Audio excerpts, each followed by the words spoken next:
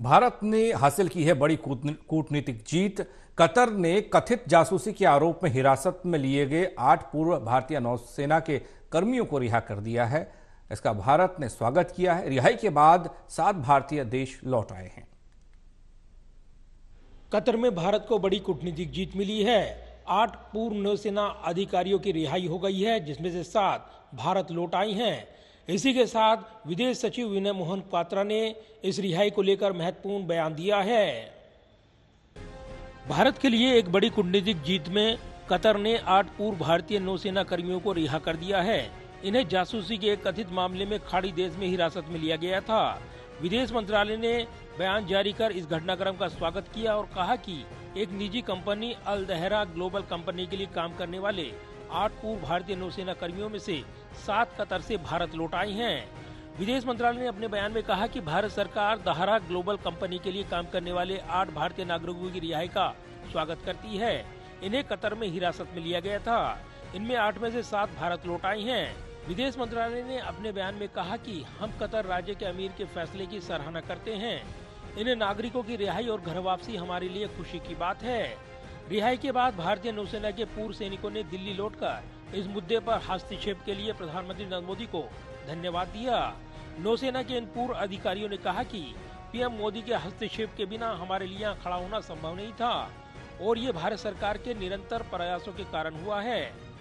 Without the intervention of Prime Minister Modi, it wouldn't have been. आज हम आपके सामने खड़े नहीं हो रहे होते अगर इंटरवेंशन नहीं होता at that level, highest level, and specially government of India, उनके अथक प्रयास से कि वो कंसिस्टेंटली लगे रहे and we are there in front of.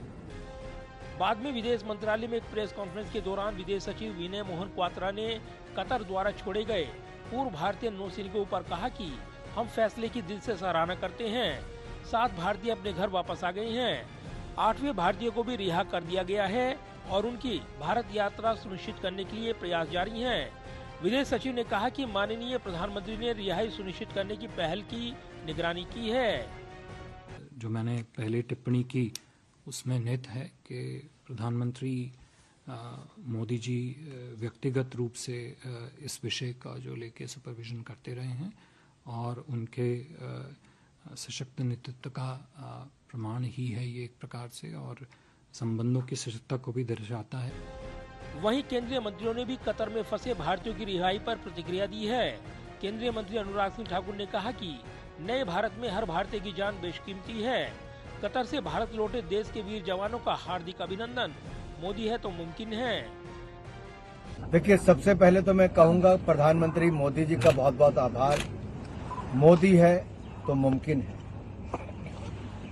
आज से 45 दिन पहले इनकी फांसी की सजा को उम्र कैद में बदल दिया गया था और अब भारत के नौसैनिक अधिकारियों को उनको वापस यहां पर लाकर।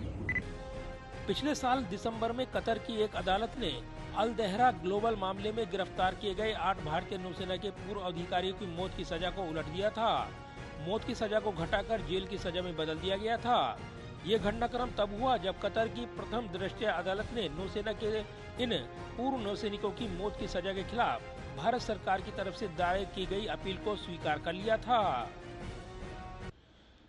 जाहिर है, कतर में भारतीयों की रिहाई के जरिए भारत सरकार ने बड़ी कूटनीतिक सफलता अर्जित की है।